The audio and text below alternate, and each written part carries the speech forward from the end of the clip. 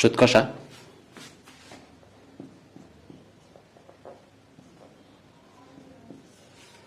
সুদ কষা করার জন্য আমরা প্রথমে কিছু সূত্র লিখি, কিছু জিনিস আমরা পরিচিত হই, প্রাথমিক ধারণা। সুদ কষাকে আমরা দুই ভাগে ভাগ করতে পারি, একটা হচ্ছে সরল, আরটা হচ্ছে চক্রবৃদ্ধি মুনাফা। একটা হচ্ছে সরল সুদ, আরটা হচ্ছে কি সুদ? চক্রবৃদ্ধি সুদ। আমাদের যে সুদ সূত্রগুলো লাগবে সেগুলো আমরা লিখে দিই। আই সমান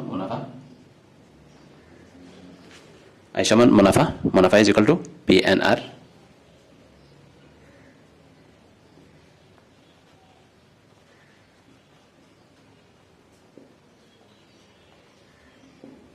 পি হচ্ছে মূলধন বা আসল, এন হচ্ছে সময়,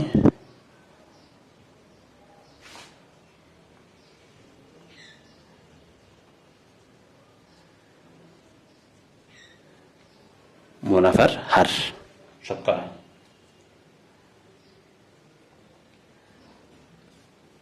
শতকরায় মুনাফার হার। এরপর মুনাফা আসল,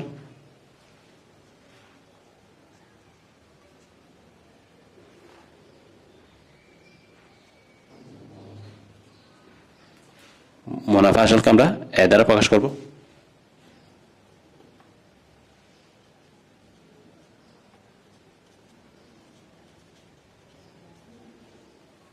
মুনাফা যোগ আসল, তার মানে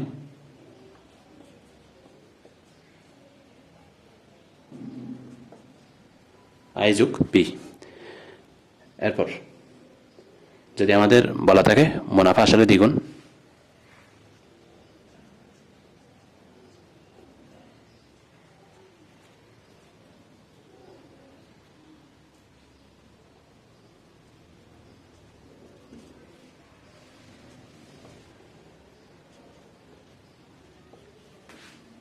আই যোগ পি সমান আমরা কি লিখব?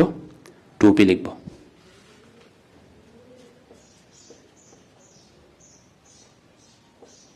এ সমান আমরা কি লিখব? 2p লিখব। আর যদি 4 গুণ থাকে, আই যোগ পি সমান আমরা 4p লিখব। আই যোগ পি সমান 4p লিখব।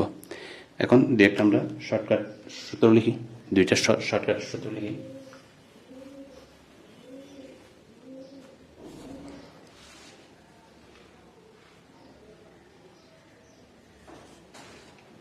যদি আমাদের n সমান r হয়, সময়ে সমান মুনাফার হারও সমান, এক্ষেত্রে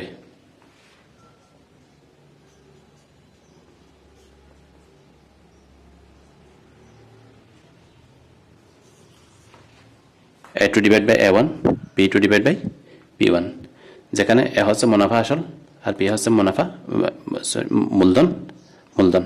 A হচ্ছে কি? মুনাফা আসল আর P হচ্ছে মূলধন। এটা গেল কার ক্ষেত্রে? N এবং R এর ক্ষেত্রে। যদি আই সমান হয়, এখানে প্রতি ক্ষেত্রে সরল হোক চক্রবৃদ্ধি হোক, আমাদের কি দেওয়া থাকবে? যদি যত মুনাফা তত মুনাফা হয়,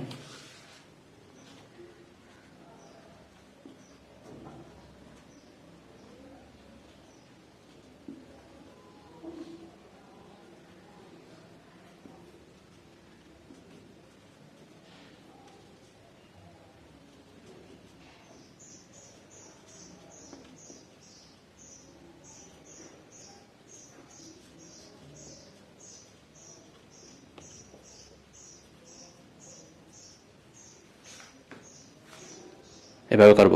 অর্থাৎ যত মুনাফা তত মুনাফা, এই শব্দটা যদি থাকে আমাদের, আর যদি সবগুলো যদি মান থাকে, 5টা মান যদি দেওয়া থাকে, তাহলে আমরা যে কোনো একটা মান বের করতে পারবো। এরপর আরেকটা শর্টকাট, মূলধন বা আসল,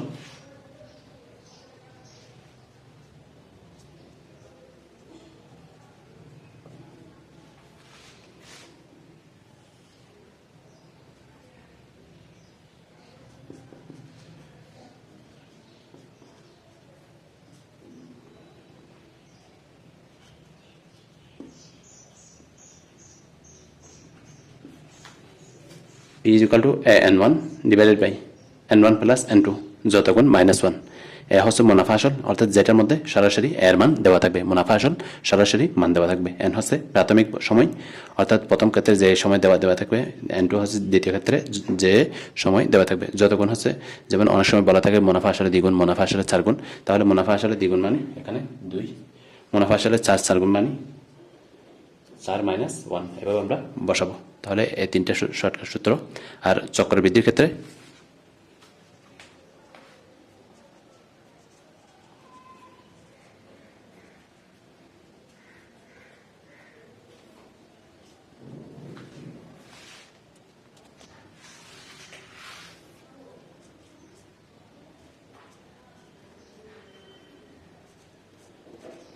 p into 1 plus r to the power n। আর চক্রবৃদ্ধি মুনাফা আছে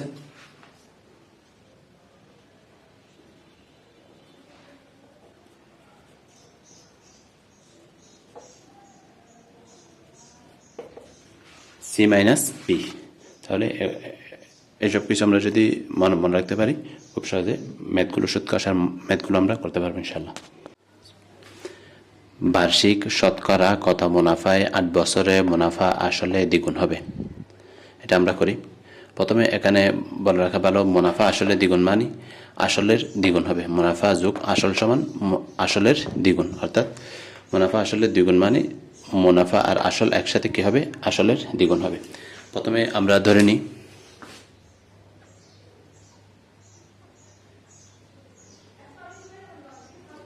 আসল সমান পি, আমরা ধরে নিলাম।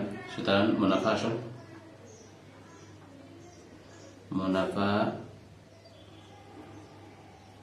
যোগ আসল সমান আসলের দ্বিগুণ, তাহলে 2 আসল।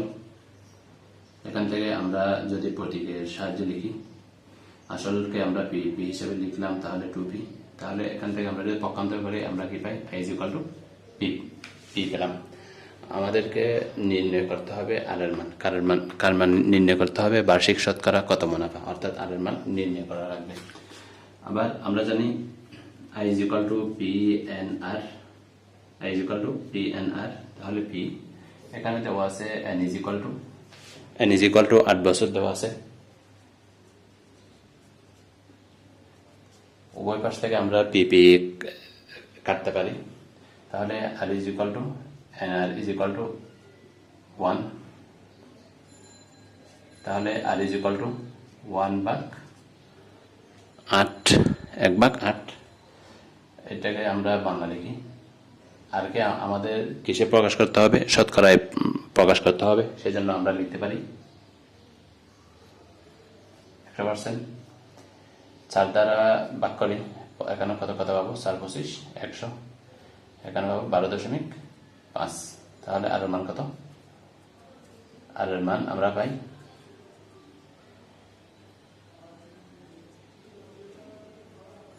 12.5% হচ্ছে কি আর এর মান। শতকরা বার্ষিক যে হারে কোনো মূলধন 6 বছরে মুনাফা মূলধনের দ্বিগুণ, তার মানে মুনাফা আর মূলধনে একসাথে প্রাথমিক মূলধনের দ্বিগুণ হবে, সেই হারে কত টাকা 4 বছরে মুনাফা মূলধনের 2050 টাকা হবে? এটা একদম ইজি।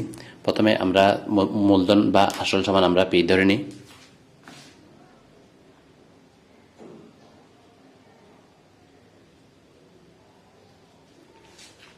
মূলধন সমান আমরা পি ধরে নিলাম। তাহলে মুনাফা মূলধনে দ্বিগুণ,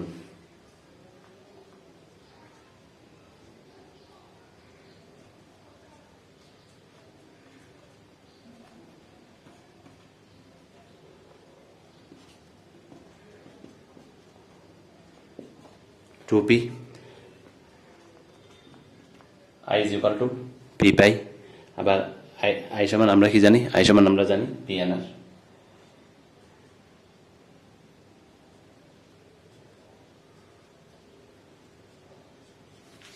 আই এর মানটা এখানে আমরা বসাই দিলাম। পি আমরা কেটে দিলাম। তাহলে এদিকে কত থাকে? 1 থাকে।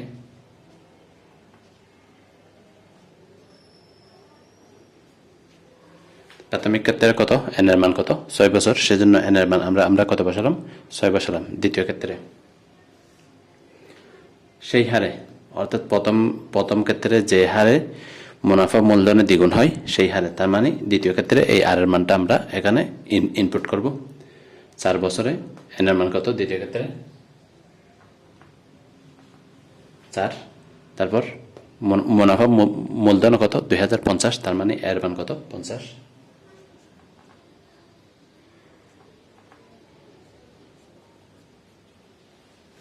মুনাফা মূলধনকে আমরা কি দ্বারা প্রকাশ করি? এ দ্বারা প্রকাশ করি। দ্বিতীয় ক্ষেত্রে আমরা এ টু প্রকাশ করলাম আর কি। I is equal to P N R. তাহলে একটা পি আমরা যদি কমন নিই,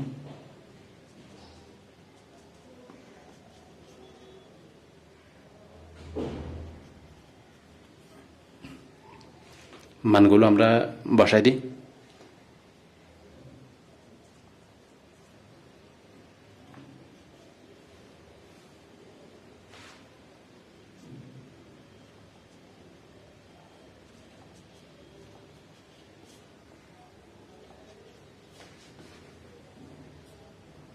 এখানে আমরা পাই 6 একে 6 যোগ 4, তার মানে 10।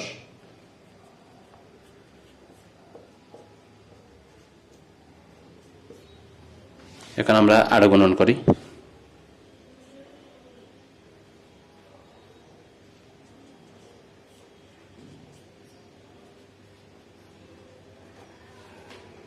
পাঁচশো 30, 14 12, তাহলে এখানে এটা হচ্ছে কত হয়? 30 শূন্য হাতে আছে 3, 6 শূন্য শূন্য, তাহলে 3, 14 12, 1230 টাকা। এখন আমরা শর্টকাট যদি দেখি, শর্টকাট হচ্ছে আমাদের পি এর মান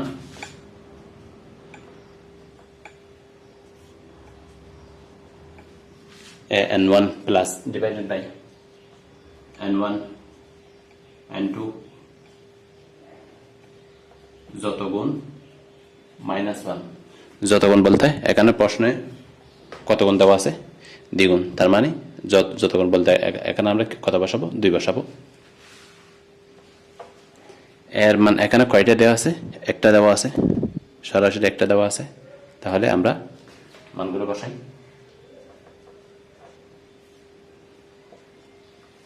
n1 এর মান কত? 6। n1 এর মান আমরা 6 বসালাম। তারপর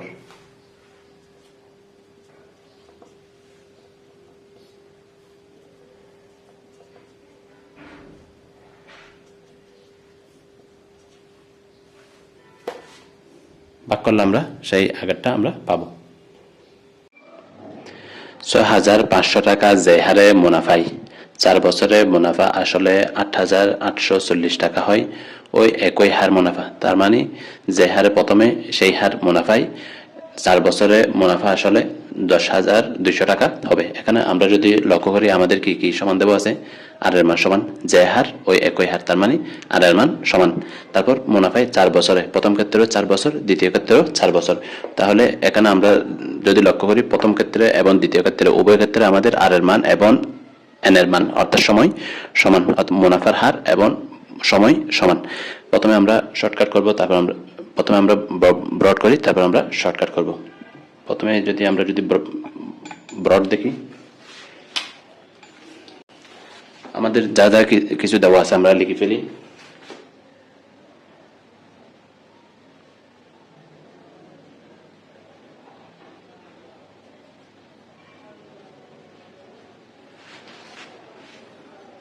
প্রথম ক্ষেত্রে পি এর মান দেওয়া আছে 6,500 টাকা, 6,500 টাকা। এন এর মান দেওয়া আছে 4 বছর। দ্বিতীয় ক্ষেত্রে মুনাফা আসল, দ্বিতীয় ক্ষেত্রে কি দেওয়া আছে? প্রথম ক্ষেত্রে এর মান মুনাফা আসল কত দেওয়া আছে? 8,840। তারপর দ্বিতীয় ক্ষেত্রে এ টু এর মান দেওয়া আছে 10,200 টাকা, 10,200 টাকা। প্রথম ক্ষেত্রে এবং দ্বিতীয় ক্ষেত্রে এন এর মান সমান। আমরা মানগুলো বসাই। প্রথম ক্ষেত্রে এন এর মান 8,840 ইজ ইকুয়াল টু আই যোগ পি। পি এর মান কত? পি এর মান 6,500। আমরা যদি পক্ষান্তর করি, পক্ষান্তর করার ফলে আমরা আই এর একটা কি পাবো? মান পাবো 8,840 থেকে 6,500 আমরা যদি বিয়োগ করি আমরা পাই 2,340। 2,340 টাকা আমরা পেলাম। এটা হচ্ছে প্রাথমিক ক্ষেত্রে আয়ের মান। আবার আই ইজ ইকুয়াল টু আমরা কি জানি পিএনআর। এখান থেকে আমরা আর এর মান নির্ণয় করতে পারবো 2,340 ভাগ পিএন। তাহলে পিএন এখানে লিখে ফেললাম, মানগুলো বসাই দিই 2,340 ভাগ এন হচ্ছে 4, পি হচ্ছে কত 6,500। এখন আমরা ভাগ করতে পারি 13 দ্বারা। আমরা যদি ভাগ করি 5 13 65, এখানে আমরা পাই 50। এখানে যদি আমরা 13 দ্বারা ভাগ করি 13 কে 13 এক পেলাম। তারপর হাতে আছে 13 2 26, এদিকে আছে আমাদের 7, তাহলে 10 114। 7 13 91, 8 13 104, 9 13 8 13 104। একটা শূন্য আছে বসাই দিলাম। এটাকে আমরা 4 দ্বারা ভাগ করি, 4 দ্বারা 4 4 16, হাতে আছে 2 আর 20, 4 5 20। এখন আর এর মান আমরা কি পেলাম 45 ভাগ 50।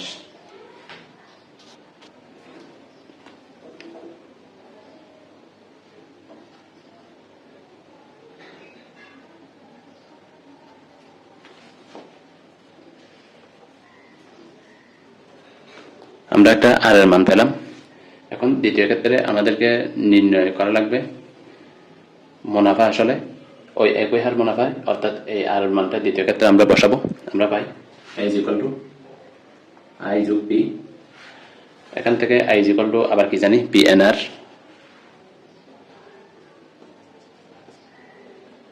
একটা পি যদি আমরা কমন নিই আমরা পাই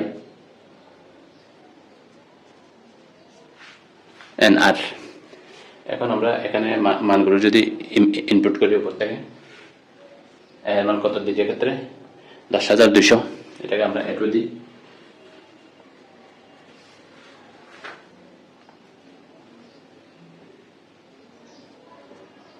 দ্বিতীয় ক্ষেত্রে এন এর মান সেম,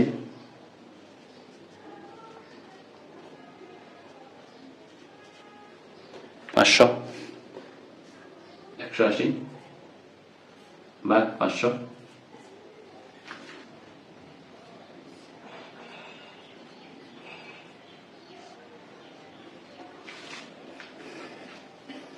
বিশ দ্বারা ভাগ করি আমরা,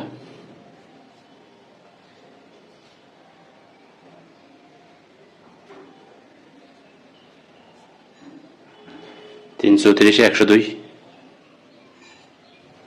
দুইটা শূন্য আছে বসাই দিলাম, 3 25 কত 75। দুইটা শূন্য আছে বসাই দিলাম 7,500।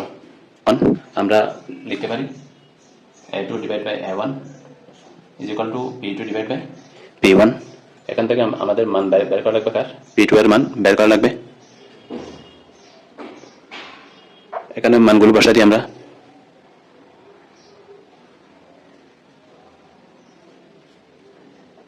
A2 এর মান 10,200,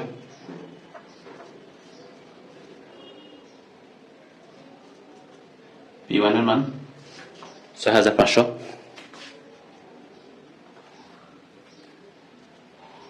এখন আমরা 40 দ্বারা ভাগ করি।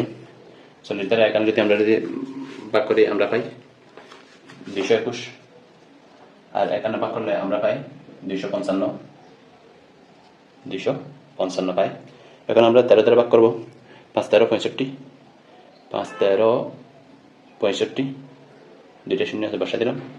এখানেও ভাগ করি আমরা 13 দ্বারা, এখানে যদি আমরা ভাগ করি আমরা পাই 17। কত পাবো 17। 25-এ 17 দ্বারা আমরা যদি ভাগ করি আমরা পাই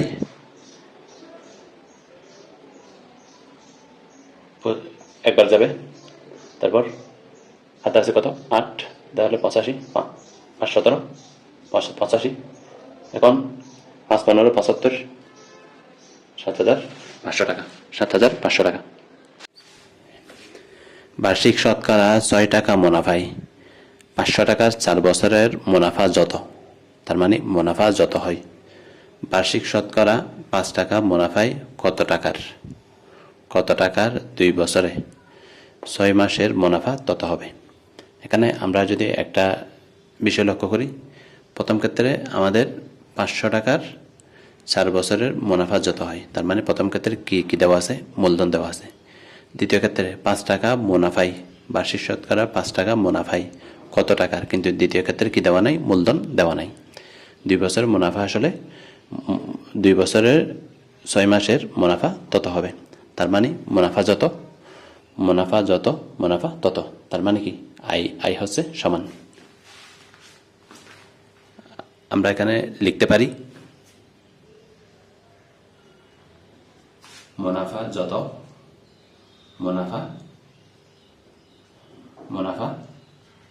তত, তার মানে উভয় ক্ষেত্রে আয়ের মান সমান। এখন প্রথম ক্ষেত্রে মানগুলো আমরা লিখি। আয়ের মান কত, বার্ষিক শতকরা হার কত, শতকরা হার হচ্ছে 6%, তার মানে 6/100। এটা যেভাবে আছে লিখে রাখলাম। P1 সমান কত, 500 টাকা। তারপর N1 সমান কত, 4 বছর। দ্বিতীয় ক্ষেত্রে R2 সমান কত, 5 টাকা, বার্ষিক শতকরা 5 টাকা, তার মানে 5%, 5/100। P2 আছে নাই, তাহলে P2 আমাদের এখানে নির্ণয় করা লাগবে। N2 কত, N2 হচ্ছে 2 বছর 6 মাস, তার মানে কত বছর, 2.5 বছর। তাহলে এটাকে আমরা এভাবে লিখতে পারি 2 যোগ হাফ বছর, 2 যোগ হাফ, তার মানে 5/2, 2 ভাগের 5/2 বছর, 5/2 বছর। এখন আমরা কি জানি, আমরা জানি I = PNR।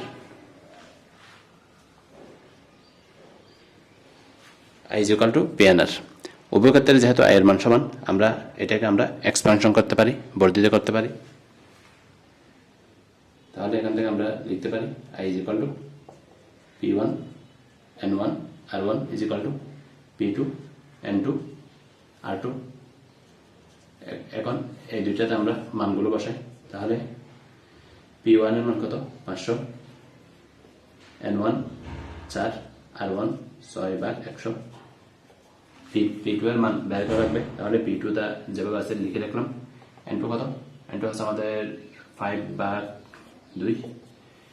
তারপর R2 হচ্ছে কত, R2 5/100। এই 100 চলে গেল, 5 + 25। এখন P2 আমরা পক্ষান্তর করি, আরো গুণন করি, পক্ষান্তর না আরো গুণন করার ফলে আমরা পাই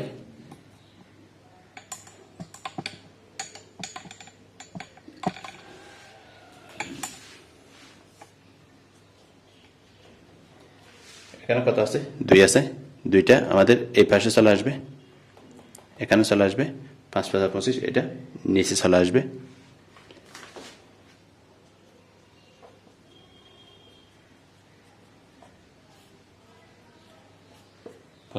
কত, 50। একটা শূন্য আছে, বসাই দিলাম। আসেন এখন আমরা গুণ করি।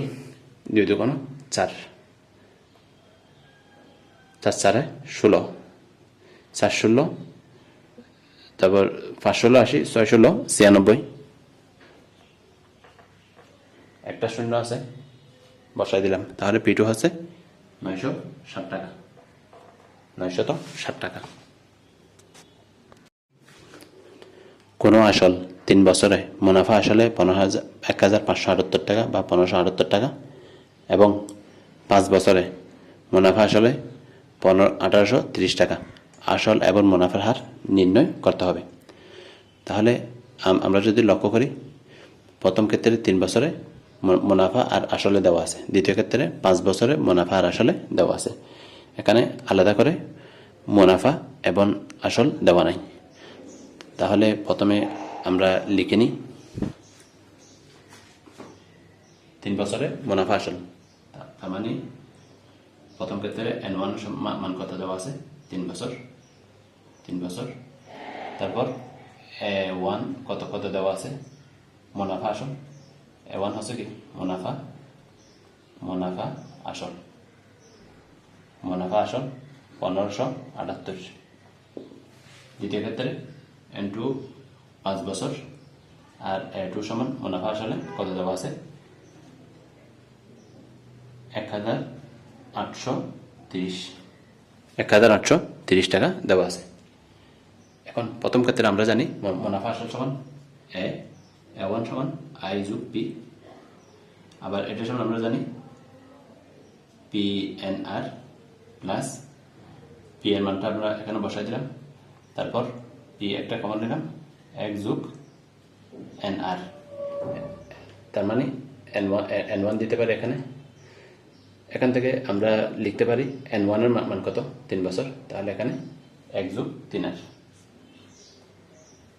আবার দ্বিতীয় ক্ষেত্রে A2 সমান I যোগ P, তাহলে এখানে P কমন নিলাম 1 যোগ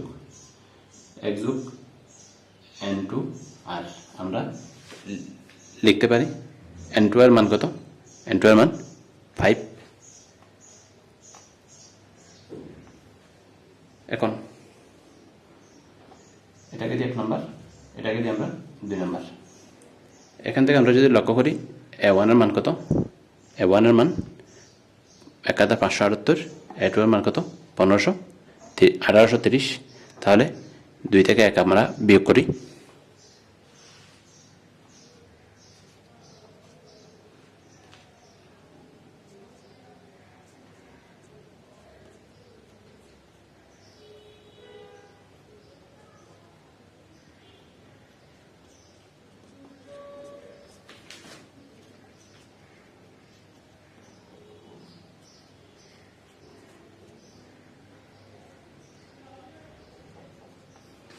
এখানে পাই আমরা 10 থেকে 8 চলে গেলে 2, এটা হবে 12, 12 থেকে 7 চলে গেলে থাকবে 5, তারপর এটা 7 থেকে 5 চলে গেলে 2, তার মানে এখানে থাকবে 252। 200 কত, এখানে P আছে, এখানে P আছে, একটা P আমরা কমন নিলাম, একটা P আমরা কি নিলাম কমন নিলাম।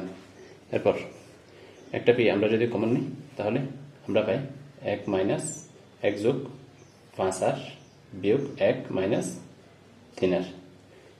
এখান থেকে 1 চলে গেল, তাহলে 5R আর কত 3R, তাহলে P2R।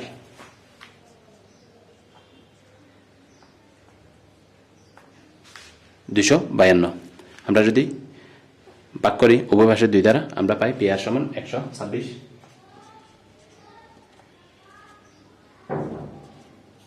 এটাকে দিলাম আমরা 3 নম্বর। এখন বাকি কাজ আমরা এই পাশে করি।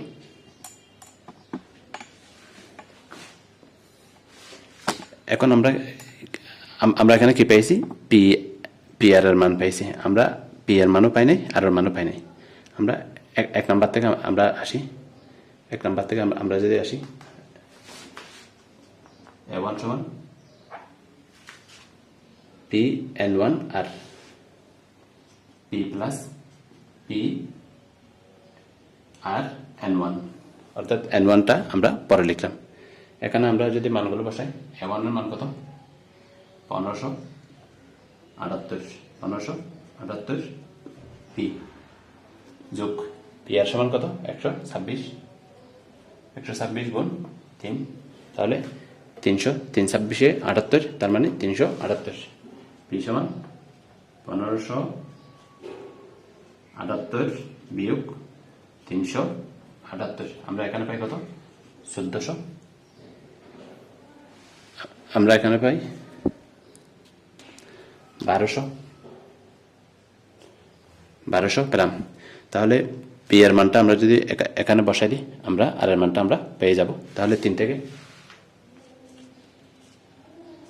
PR সমান কত 126, তাহলে R সমান 126 ভাগ কত P, তাহলে P এর মানটা আমরা এখানে বসাই 1200। আর কি আমাদের শতকরায় প্রকাশ করা লাগবে।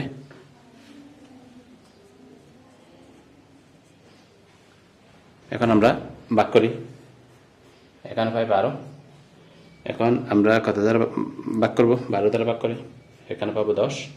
6 এর মধ্যে 12 কয়বার যাবে? হাফ বার, তার মানে 0.5। তার মানে আর মানে আমরা কত পাই?